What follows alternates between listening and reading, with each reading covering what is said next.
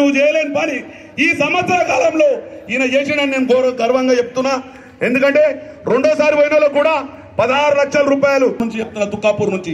ఎందుకంటే ఈ సోషల్ మీడియాలో ఇప్పుడు అడుగుతున్నారు ఏమిచ్చిండని. ఖచ్చితంగా చేసిండు కాబట్టి మేము గల్లీ ఎగరేసుకొని చెప్తున్నా. ఇప్పుడు కూడా 16 లక్షలు ఇప్పించిన గురించి అడిగిండు. ప్రతి ఒక్కటి నీ గుండెల్లో నిద్రపోయిండు.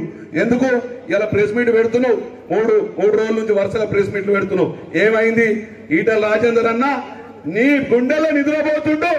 నీ గుండెల్లో నిద్రపట్టనిస్తలేడు కాబట్టి ఇలా నువ్వు బయటకు వచ్చి ప్రెస్ మీట్లు పెడుతున్నావు. ఈటల రాజేందర్ అన్న నా పొయ్యికి ఎసరు పెట్టిండు. ఇక ఏదో చేస్తాడు. ఇక ఖచ్చితంగా నా పని అయిపోయింది.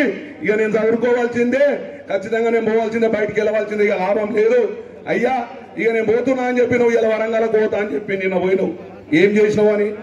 ఏం చెయ్యవు నువ్వు. నీతోని కాదు. ఎందుకంటే అయిపోయింది నీ పని. ఈటల రాజేందర్ అన్న నీకు ఎసరు పెట్టిండు. నీ పదవి కూడా ఎసరు పెడతాడు. ఖచ్చితంగా ఎన్నడో నీ కాలం మూడింది. 2023 దాకా కూడా ఉండవు. ఖచ్చితంగా పోతావు నువ్వు. ఎందుకు పోతావు తెలియదా? ఇవాళ ఈటల రాజేందర్ అన్న చేసిన పదవి మళ్ళా హరీష్ అన్నకి ఇచ్చినావు. హరీష్ అన్న కూడా అంతే పని. నీ పని అయిపోయింది అన్న. అయ్యా డబుల్ చూడర్ లాంటివి, ట్రిపుల్ చూడర్ లాంటివి, ఈ చూడర్ లాంటివి, ఆ చూడర్ లాంటివి నీకు దుబ్బాగా నుంచి సురుకు పెట్టింది. అయిపోయి ఏమైంది? నువ్వు ఒక్కడు పోతే ఏం చేస్తావు రాబాయ్? నేను నీ రేవంత్ రెడ్డి దగ్గరనే ఒకటి దగ్గర వచ్చి నీ నువ్వెంత పోయి సర్పంచ్ అన్నాడు. దుబ్బాగలు ఏమైంది? ఒక సర్పంచ్ పోతేనే గంత అయింది. మిగతా సర్పంచ్లు ఎంతమంది వచ్చిరో చూడరాబాయ్. నువ్వు ఎక్కడ ఉన్నారో 2023లో నీకు సురుకు మీద సురుకు తగ్గుతుంది. ఇక ఎక్కడ ఉన్నదో చూడు. ఒక్క సర్పంచ్ అంచనా తక్కువ వేసినావు నువ్వు.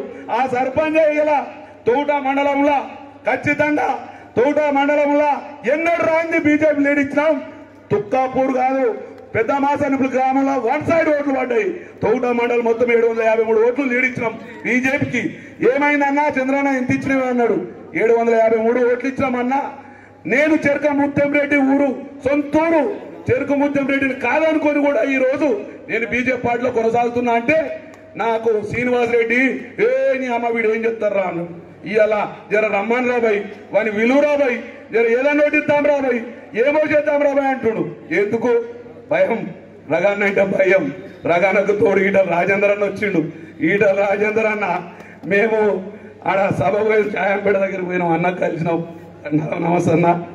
మేము ఆయన పలకరింపు చూస్తే ఆయన పలకరింపు అసలు నిజంగా జీవితంలో ఒక మంత్రిగా